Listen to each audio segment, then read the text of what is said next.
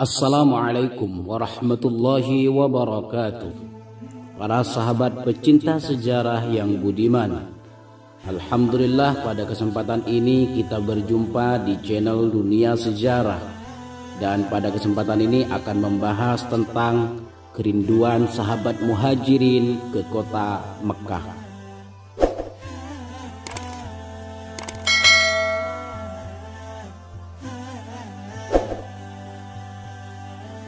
6 tahun berlalu sejak kaum muhajirin meninggalkan Mekah. Jiwa-jiwa mereka merasa rindu pada tanah air mereka. Meski segala kebaikan dan keramahan yang mereka terima dari kaum Ansor, tetap saja Mekah adalah kampung halaman mereka. Mereka membawa Mekah dalam hati dan jiwa mereka saat meninggalkannya. Islam juga sudah semakin kuat dan semakin bertambah pengikutnya. Madinah telah terbebas dari kaum munafik dan orang-orang Yahudi, serta banyak budak orang-orang Arab Baduy masuk ke dalam agama Islam yang lembut ini. Nabi SAW bermimpi menyaksikan dirinya dan para sahabat memasuki Masjidil Haram dalam keadaan aman. Mereka bertahallul dengan mencukuri dan memendekkan rambut tanpa rasa takut terhadap musuh. Rasulullah SAW bergembira, demikian juga seluruh kaum muslimin. Mereka pun merencanakan dan bertekad untuk mengunjungi tanah haram pada tahun itu. Tahun itu juga kewajiban haji dan umroh diturunkan. Rasulullah SAW ingin meyakinkan kaum Quraisy dan semua orang bahwa beliau datang ke tanah haram hanya untuk berziarah dan dalam keadaan damai. Maka beliau berangkat pada bulan Dzulqa'dah untuk berumrah dan bukan untuk berperang. Beliau juga mengajak suku Arab Baduy untuk pergi bersamanya. Beliau khawatir orang-orang Quraisy memeranginya atau menghalanginya masuk tanah haram. Namun suku-suku Arab itu meyakini bahwa perang pasti terjadi antara beliau dan Quraisy, sehingga banyak dari mereka berlambat-lambat berangkat. Rasulullah SAW lalu berangkat bersama kaum muhajirin dan ansor beserta suku-suku Arab yang bertemu dengannya. Mereka berjumlah 1.500 orang dan membawa binatang untuk kurban sebanyak 70 ekor unta. Mereka berihram agar orang-orang memberikan rasa aman kepada mereka dan agar tidak diperangi. Dengan berihram menunjukkan bahwa kepergian mereka semata-mata untuk ziarah ke Masjidil Haram dan untuk mengagungkannya. Mereka berangkat dengan iringan-iringan yang menggetarkan. Mereka bertahlil dan bertalbiyah. Ya Allah, kami datang memenuhi panggilan-Mu. Kami penuhi panggilan-Mu. Engkaulah Tuhan yang tiada sekutu bagimu. Kami penuhi panggilan-Mu. Sesungguhnya segala pujian, segala kenikmatan, dan segala kekuasaan adalah milik-Mu. Tidak ada sekutu bagimu. Adapun kaum Quraisy merasa tersinggung kehormatannya. Tidak ada hak bagi mereka untuk menghalangi Muhammad dan sahabat-sahabatnya melakukan ziarah, sebab mereka juga orang Arab. Namun kaum Quraisy tidak dapat mengalahkan fanatisme jahiliyah mereka. Bagaimana mungkin mereka biarkan Muhammad SAW dengan rombongan yang menggetarkan ini memasuki kota Mekah? Kaum Quraisy lalu menugaskan Khalid bin Walid dan Ikrimah bin Abi Jahal dengan 200 pasukan berkuda untuk menghalangi jalan kaum muslimin. Kaum Quraisy telah bersiap-siap untuk perang. Saat Rasulullah mengetahui berita ini, beliau bersabda, "Betapa kasihan kaum Quraisy, mereka telah termakan nafsu berperang. Apa kerugian mereka jika membiarkanku dan bangsa Arab lainnya? Jika mereka berhasil mengalahkanku, maka itulah yang mereka inginkan. Namun, jika Allah memberikan kemenangan kepadaku atas mereka, apakah mereka mau memeluk Islam? Demi Allah yang telah mengutusku, sesungguhnya aku akan senantiasa berjihad melawan mereka sampai Allah memberi kemenangan atau aku yang binasa." Meski berkata demikian, Rasulullah SAW tidak punya keinginan untuk berperang. Justru beliau menyampaikan keinginan tulus bahwa ziarahnya ini penuh damai. Beliau lalu mengarahkan pengikutnya untuk menghindari jalan yang menjadi tempat berkumpulnya pasukan Quraisy. Beliau memilih jalan tandus dan berliku hingga sampai di Hudaybiyah. Ketika di Hudaybiyah, tiba-tiba unta beliau yang bernama Al-Qaswa berhenti dan duduk. Para sahabat berkata, unta Al-Qaswa terkena penyakit. Nabi SAW bersabda, Al-Qaswa tidak lelah dan itu bukan kebiasaannya, tetapi dia ditahan oleh Allah yang menahan pasukan gajah saat ingin menyerang Mekah. Demi jiwa Muhammad yang berada di tangannya, tidaklah mereka meminta sesuatu dariku untuk menyambung silaturrahim dan mengagungkan tanah suci, melainkan aku akan penuhi permintaan mereka. Kaum Quraisy mengutus Budail bin Waraqah untuk berbicara kepada Nabi Muhammad SAW.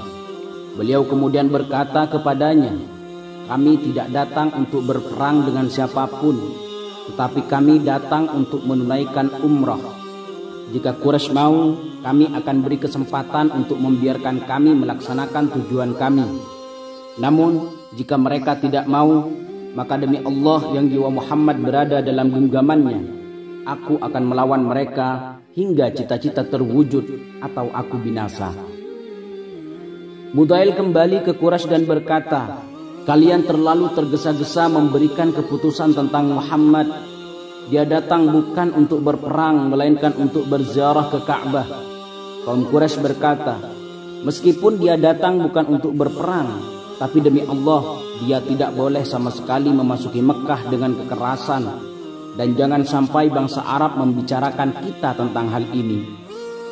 Urwah bin Mas'ud, pemimpin suku Tsaqif, bangkit dan berkata, sesungguhnya orang itu sudah menawarkan kepadamu rencana yang baik, maka terimalah, biarkan aku mendatanginya. Mereka berkata, pergilah datang kepadanya. Urwah mendatangi Muhammad SAW lalu berkata, hai Muhammad, aku kesini meninggalkan kaummu yang sedang mempersiapkan pasukan untuk menyerangmu. Mereka sudah bersumpah untuk tidak membiarkanmu memasuki Masjidil Haram hingga engkau menyerang mereka. Jika menyerbu mereka, engkau punya dua pilihan. Engkau menyerbu kaummu dan itu berarti engkaulah orang Arab pertama yang menyerang kaumnya sendiri. Yang kedua adalah para pengikutmu ini akan meninggalkanmu sebab aku tidak melihat orang-orang bersamamu, melainkan manusia-manusia tidak jelas asal-usul mereka. Aku tidak mengetahui nasab dan wajah-wajah mereka. Abu Bakar merasa kesal atas ucapan Urwah dan berkata, betapa buruk engkau, apakah kami akan meninggalkan beliau? Saat Urwah berbicara kepada Rasulullah SAW, dia berusaha memegang janggut beliau, sebagaimana kebiasaan orang-orang Arab saat hendak merayu dan membujuk. Saat itu Mughirah bin Syu'bah yang merupakan sepupu Urwah berdiri di samping Rasulullah dan sedang memegang pedang. Ketika Urwah mengulurkan tangannya ke janggut Rasulullah SAW, Mughirah memukul tangan Urwah dengan pangkal pedangnya dan berkata, tarik tanganmu dari wajah Rasulullah sebelum pedang ini menghampirimu. Urwah berkata, betapa buruk engkau, alangkah kasar dan keras sekali kelakuanmu. Rasulullah SAW yang menyaksikan kejadian itu hanya tersenyum. Urwah meninggalkan Rasulullah, tetapi dia pulang dengan hati diliputi takjub atas sikap dan penghormatan para sahabat kepada Rasulullah.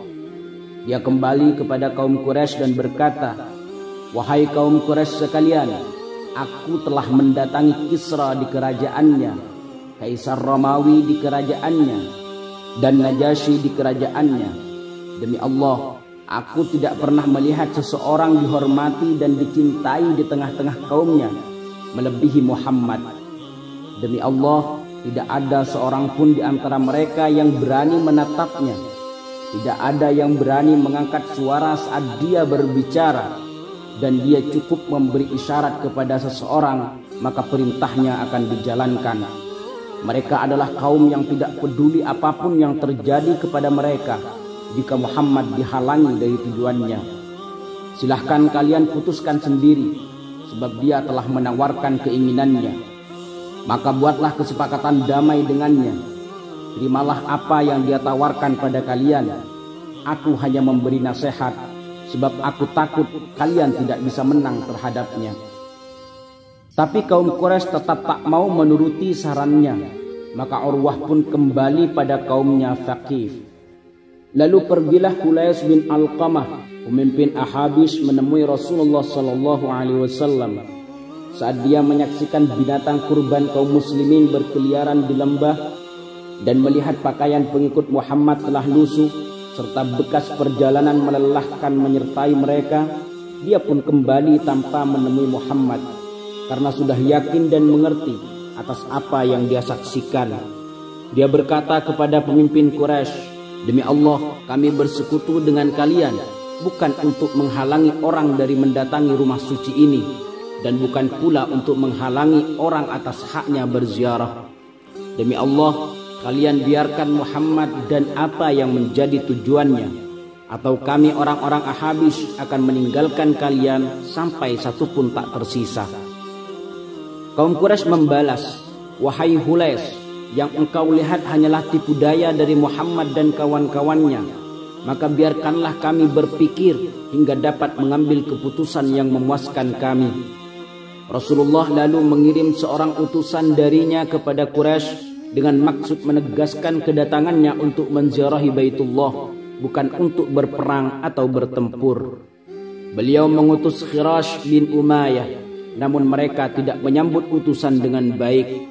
Bahkan hampir saja membunuhnya jika bukan Hulais, pemuka Ahhabis, yang menyelamatkan Khirash. Rasulullah SAW bersabar atas perbuatan mereka dan memaafkan mereka, meskipun menghinakan utusan adalah perbuatan yang tak dapat dimaafkan dalam kebiasaan bangsa Arab. Kemudian beliau mengutus Utsman bin Affan. Utsman berusaha meyakinkan orang-orang Quraisy mengenai tujuan ziarah Rasulullah, tetapi mereka malah menahan Utsman hingga tersebarlah kabar di antara kaum muslimin bahwa Utsman telah dibunuh. Kabar ini sampai pula kepada Rasulullah dan berubahlah sikap beliau. Pada dasarnya beliau ingin mencegah pertumpahan darah dan sudah mengumumkan dengan jelas bahwa dia datang dengan damai. Akan tetapi kaum Quraisy tidak mau mendengar dan percaya kepadanya. Maka saat beredar kabar dibunuhnya Utsman, Rasulullah SAW bersabda, "Kita tidak akan meninggalkan tempat ini hingga kita memerangi mereka." Beliau menyeru kaum muslimin berjanji setia kepadanya untuk berperang di jalan Allah.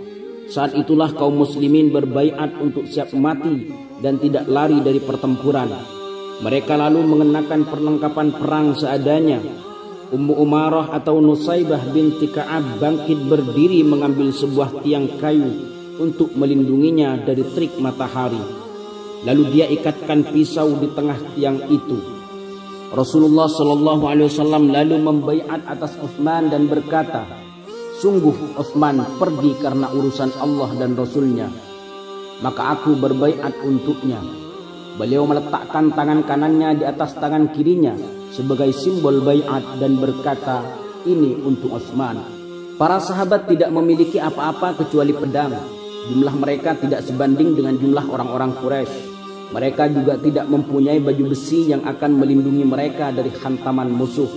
Baiat berperang yang telah mereka ucapkan adalah risiko kehilangan nyawa dan tubuh yang tercabik-cabik oleh hantaman musuh.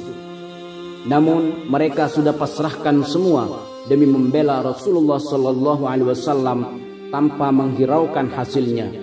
Janji setia pada waktu itu disebut dengan Bai'atur Ridwan. Berita baiat ini sampai ke telinga Quraisy. Mereka segera sadar diri dan menjadi khawatir akan mendapat kekalahan. Sebelum ini mereka telah merasakan bahwa kelompok yang kecil dan sedikit dapat mengalahkan kelompok yang banyak jika Allah menghendaki. Kelompok yang kecil akan menang jika mereka berjuang mati-matian, tidak menghiraukan dunia dan hitungan logika serta kebiasaan yang sudah biasa terjadi. Sehingga pada akhirnya Allah dan malaikatnya memberikan pertolongan untuk membela kebenaran yang nyata. Kaum Quraisy takut dengan semangat juang seperti ini. Meskipun mereka lebih kuat dan lebih banyak, meskipun mereka tuan rumah yang menguasai daerah perang, dan meskipun mereka memiliki senjata dan perlengkapan melimpah, sedangkan kaum muslimin hanya sekelompok kecil yang berada di ruang terbuka tanpa perlindungan, tanpa kuda perang, tanpa perlengkapan, dan tanpa logistik. Kaum Quraisy takut menghadapi pertarungan ini sebab mereka telah merasakan kekalahan sebelumnya, dan mereka takut kehilangan wibawa dan reputasi mereka di kalangan bangsa Arab. Mereka sadar bahwa mereka sedang membela kebatilan, sudah menjadi hak Muhammad dan para sahabatnya untuk menziarahi Baitullah sebagaimana hak seluruh bangsa Arab tanpa memandang adanya perbedaan atau perselisihan. Akhirnya kaum Quraisy melihat pilihan terbaik adalah melakukan kesepakatan damai. Memilih jalan damai akan membuat Quraisy tetap berada dalam wibawanya daripada berperang yang tidak terjamin akibatnya. Mereka juga khawatir atas cemoohan dan kecaman bangsa Arab lainnya, terlebih saat bangsa Ahabis dan suku Thaqif menolak membantu mereka jika mereka bersikeras menghalangi ziarah Muhammad dan sahabat-sahabatnya. Lagi pula, berperang pada bulan haram adalah peristiwa yang tidak pernah terjadi sebelumnya dan akan mengantarkan mereka pada bencana baru. Kaum Quraisy lalu mengirim Suhail bin Amr dan beberapa orang lainnya untuk berunding dengan Muhammad sallallahu alaihi wasallam agar dapat berdamai. Mereka meminta Muhammad sallallahu alaihi wasallam agar kembali pada tahun ini dan tidak melanjutkan ziarah, agar wibawa dan kehormatan Quraisy tetap terjaga di tengah-tengah bangsa Arab. Rasulullah sallallahu alaihi wasallam menyambut kedatangan Suhail bin Amr dengan rasa gembira. Beliau sampai berkata kepada para sahabat ketika melihat kedatangan Suhail dari jauh, "Sungguh akan mudah urusan kalian. Kaum Quraisy mengutus orang yang suka menjalin tali persaudaraan dan meminta damai denganmu. Maka tampakkan binatang-binatang kurban dan bertalbiyahlah. Semoga dengan ini melembutkan hati mereka." Betapa mulianya engkau wahai Rasulullah. Sungguh engkau berharap keadaan ini berakhir tanpa pertumpahan darah. Betapa jiwa beliau berharap kaum Quraisy melembut hati mereka dan kembali ke jalan yang benar. Saat Suhail tiba di hadapan Rasulullah sallallahu alaihi wasallam, keduanya berunding cukup lama. Kemudian mereka berdua sepakat agar kedua pihak melakukan gencatan senjata selama 10 tahun. Dan kaum muslimin menunda umroh mereka hingga tahun depan. Dan setiap orang Quraisy yang datang kepada beliau harus dikembalikan kepada mereka. Sedangkan kaum muslimin yang datang kepada mereka karena murtad tidak harus dikembalikan kepada beliau. Menjalin persekutuan dengan pihak lain dibebaskan selama gencatan senjata ini. Siapa saja orang-orang Arab yang ingin bersekutu dengan Muhammad maka diperbolehkan. Dan siapa saja orang Arab yang ingin bersekutu dengan Quraisy juga diperbolehkan. Rasulullah sallallahu alaihi wasallam menerima perjanjian itu meskipun secara kasat mata dipenuhi ketidakadilan untuk kaum muslimin. Perjanjian itu memberikan semua yang diinginkan kaum Quraisy dan secara zahirnya tidak memberikan keuntungan bagi kaum muslimin. Adanya perjanjian ini berhasil menjaga harga diri dan kehormatan Quraisy. Begitulah yang disangkakan kaum muslimin. Mereka membenci perjanjian itu. Memang mereka menerima perjanjian itu, tetapi dalam hati mereka terdapat ganjalan amat berat, sampai mereka bertanya-tanya dengan penuh keheranan, apakah kita akan kembalikan saudara kita yang muslim ke tangan orang-orang kafir, lalu kita tidak jadi berziarah ke Masjidil Haram, padahal kita telah dijanjikan untuk bertawaf di sana? Hingga Umar bin Khattab bergegas menemui Abu Bakar dan berkata, "Hai Abu Bakar, bukankah beliau Rasulullah?" Abu Bakar menjawab, "Ya benar." Umar bertanya, "Bukankah kita kaum muslimin?" Abu Bakar menjawab, "Ya benar." Umar bertanya, "Bukankah mereka orang-orang musyrik?" Abu Bakar menjawab, "Iya betul." Umar berkata, "Mengapa kita mau menerima kehinaan dalam agama kita?" Abu Bakar menjawab dengan jawaban yang tidak akan dilupakan oleh sejarah. "Hai Umar, beliau adalah utusan Allah. Kita tidak mungkin mendurhakai keputusannya. Maka berpeganglah terhadapnya hingga engkau mati. Demi Allah, sesungguhnya beliau berada dalam kebenaran." Namun Umar masih bersempit hati, terlalu cepat marah dan menghakimi, sangat semangat membela Islam dan Rasulullah SAW, serta sangat berat hati melihat Rasulullah berlaku teramat baik dan lembut terhadap keangkuhan dan pembangkangan kaum Quraisy. Tidak sabar, dia segera menemui Rasulullah SAW dan berkata, "Wahai Rasulullah, bukankah engkau utusan Allah?" Beliau menjawab, "Iya benar." Umar bertanya, "Bukankah kita berada dalam kebenaran dan musuh kita berada dalam kebatilan?" Beliau menjawab, "Iya benar." Umar berkata, "Kalau begitu mengapa kita menerima kehinaan dalam agama kita?" Rasulullah SAW berkata, "Aku ini hamba Allah dan utusannya. Aku tidak akan menyalahi perintahnya dan dia tidak akan menyia-nyiakan aku." Beberapa lama setelah kejadian Hudaybiyah, barulah Umar sadar dan berkata, "Aku senantiasa bersedekah, berpuasa, sholat, serta memerdekakan budak agar menjadi penghapus kesalahanku saat itu. Aku selalu takut atas kata-kata yang kuucapkan dahulu, meski kuharapkan adalah kebaikan." Arogansi dan keras kepala yang ditunjukkan Suhail serta sikap Rasulullah yang banyak mengalah menjadi penyebab lain atas kemarahan dan ketidakrelaan kaum muslimin terhadap perjanjian ini. Suhail tidak mau menulis akad perjanjian kecuali atas keinginannya, bukan sebagaimana yang diinginkan Rasulullah. Rasulullah menerima semua itu dan memerintahkan naskah perjanjian ditulis seperti yang diinginkan Suhail. Rasulullah SAW memanggil Ali dan berkata, "Tulislah dengan nama Allah yang Maha Pengasih, Maha Penyayang."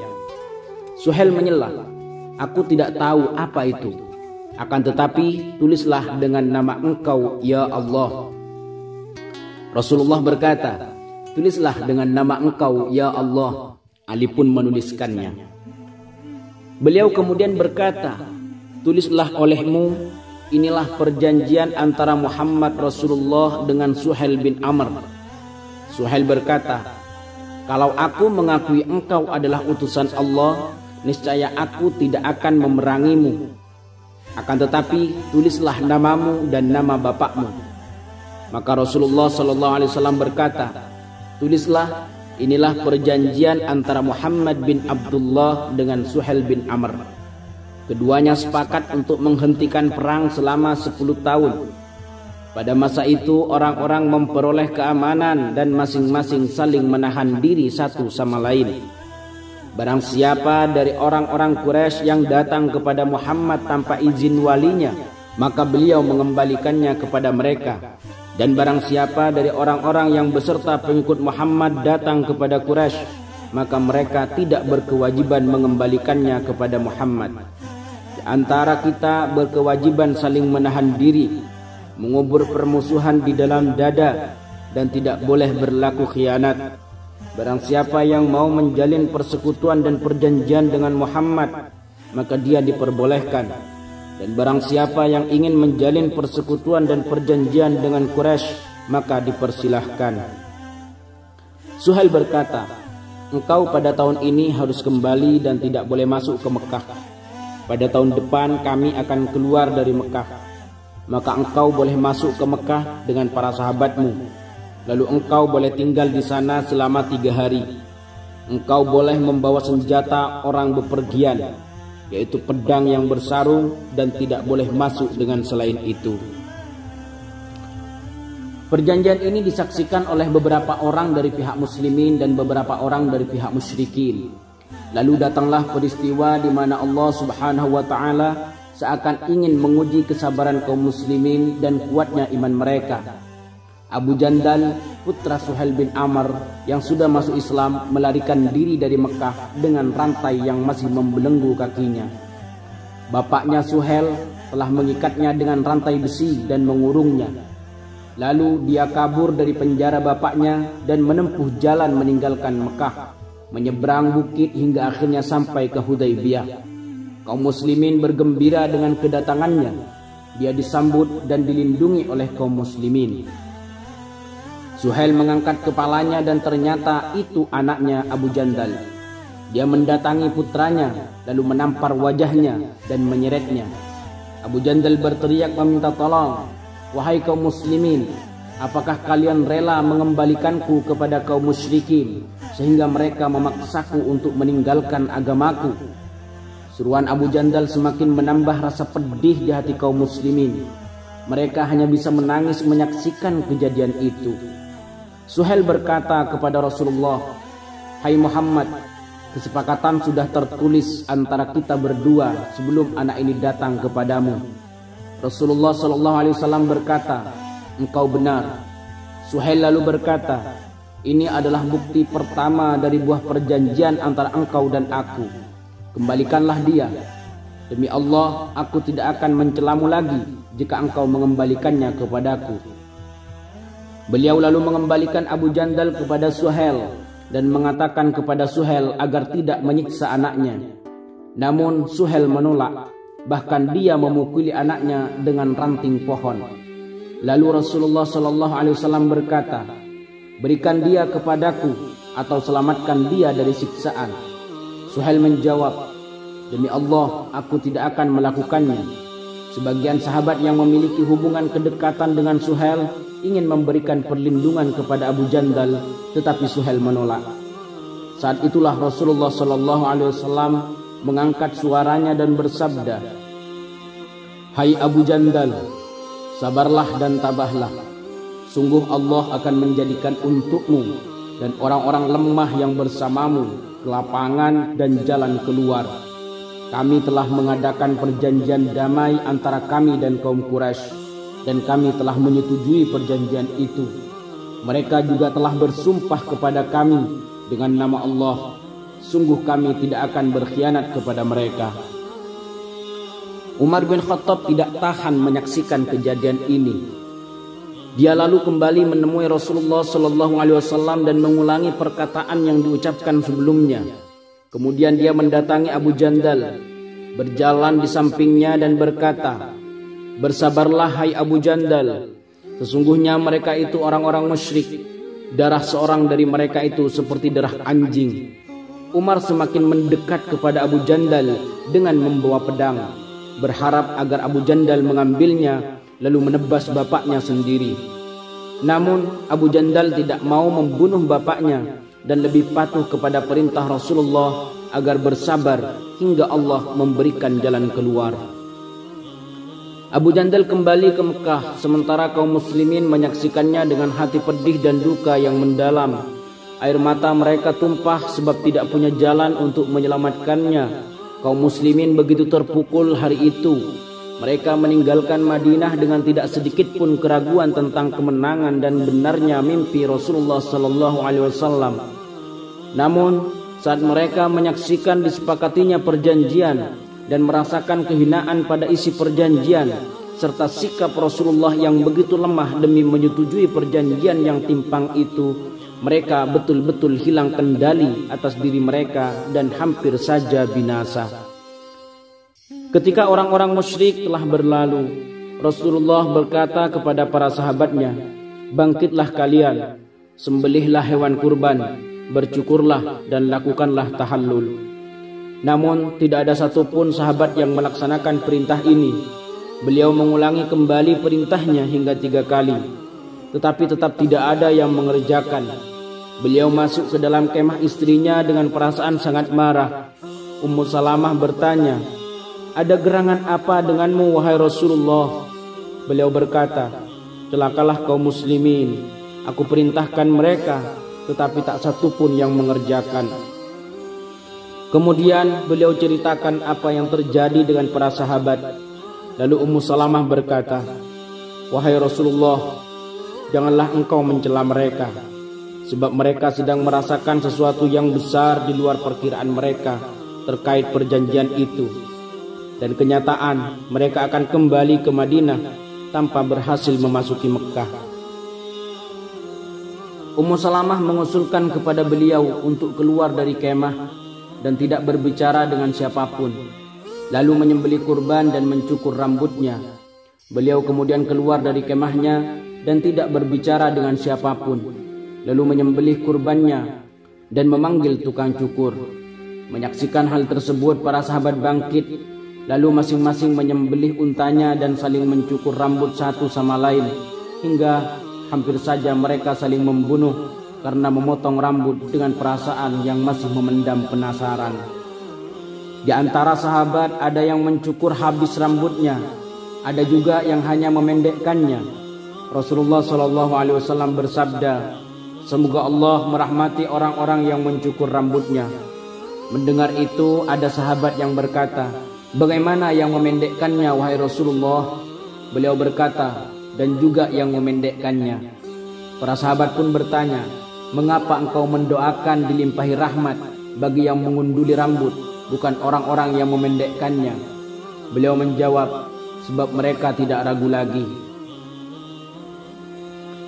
Meskipun kaum muslimin sudah melaksanakan perintah Rasulullah dengan menyembelih kurban, mengunduli kepala dan bertahallul dari ihram mereka, tetapi mereka masih diliputi kebingungan dengan perjanjian yang baru saja disepakati Rasulullah. Mereka penasaran dengan genjatan senjata yang beliau berikan kepada Quraisy.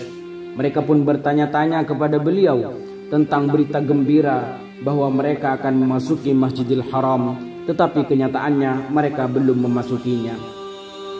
Sesungguhnya Allah akan membuktikan kepada Rasulnya tentang kebenaran mimpinya dengan sebenarnya, yaitu bahwa sesungguhnya kamu pasti akan memasuki Masjidil Haram, insya Allah dalam keadaan aman, dengan mencukur rambut kepala dan mengguntingnya, sedang kamu tidak merasa takut.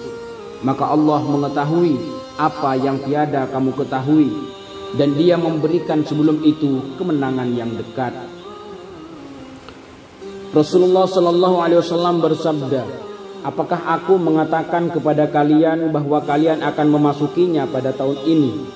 Mereka menjawab, "Tidak." Beliau berkata, "Sesungguhnya kalian akan memasukinya dan bertawaf di sana jika Allah menghendaki." Mereka kembali bertanya, "Lalu bagaimana dengan putusan bahwa kita harus mengembalikan orang-orang yang datang kepada kita sebagai muslim dikembalikan kepada orang-orang kafir, dan mereka tidak mengembalikan kepada kita orang yang datang kepada mereka karena murtad?" Beliau berkata, "Barang siapa yang pergi dari kita kepada mereka, maka Allah tidak akan mengembalikannya. Adapun yang datang dari mereka kepada kita, lalu kita mengembalikannya kepada mereka, maka Allah yang akan memberikan kepada mereka jalan keluar dan pertolongan." Rasulullah SAW menetap beberapa hari di Hudaybiyah, lalu kemudian kembali ke Madinah. Di tengah perjalanan pulang, Allah menurunkan pada beliau surah Al-Fath. "Sesungguhnya kami telah memberikan kepadamu kemenangan yang nyata, supaya Allah memberi ampunan kepadamu terhadap dosamu yang telah lalu dan yang akan datang, serta menyempurnakan nikmatnya atasmu dan memimpin kamu kepada jalan yang lurus." Umar bertanya, "Apakah ini kemenangan, wahai Rasulullah?" Beliau menjawab, "Benar, demi Allah yang jiwaku berada dalam genggamannya, sungguh ini adalah kemenangan." Kemudian ada seorang sahabat berkata, "Ini bukanlah kemenangan. Kita sudah dihalangi dari Baitullah dan hewan sembelihan kita juga tertahan." Mendengar itu beliau bersabda, "Betapa keliru perkataan itu. Bahkan inilah kemenangan yang paling besar. Kaum musyrikin sudah rela dan puas kalian kembali dari negeri mereka, dan mereka meminta perdamaian. Mereka ingin berdamai dari kalian, meskipun mereka benci melihat keadaan kalian. Allah sudah memenangkan kalian atas mereka dan mengembalikan kalian dalam keadaan selamat dan mendapat ganjaran pahala. Maka inilah kemenangan yang paling besar. Apakah kalian lupa saat perang Uhud, saat kalian berdiri dan tidak menoleh kepada siapapun juga, padahal aku memanggil-manggil kalian? Apakah kalian lupa dengan perang Khandaq? Apakah kalian lupa dengan perang Khandaq ketika tentara Ahzab menyerang kalian dari atas dan bawah kalian? Saat itu pandangan kalian terbelalak dan napas kalian sudah sampai di kerongkongan, lalu kalian berprasangka yang tidak-tidak terhadap Allah." Kaum muslimin menjawab, Maha benar Allah dan Rasul-Nya. Ini adalah kemenangan paling besar. Demi Allah, wahai Nabi Allah, kami tidak berpikir sebagaimana yang engkau pikirkan. Sungguh engkau lebih tahu tentang Allah dan perintahnya daripada kami. Demikianlah kaum muslimin kembali dari Hudaybiyah dengan jiwa yang tenang. Perasaan mereka telah tentram bahwa Allah Subhanahu wa Ta'ala bersama mereka dan tidak menyanyiakan mereka. Perjanjian ini yang terlaksana atas kehendak Allah Subhanahu wa Ta'ala betul-betul memiliki kebaikan yang melimpah ruah. Para sahabat pecinta sejarah yang budiman, demikianlah kerinduan para sahabat Muhajirin ke kota Mekkah. Mereka berangkat untuk memasuki kota Mekkah.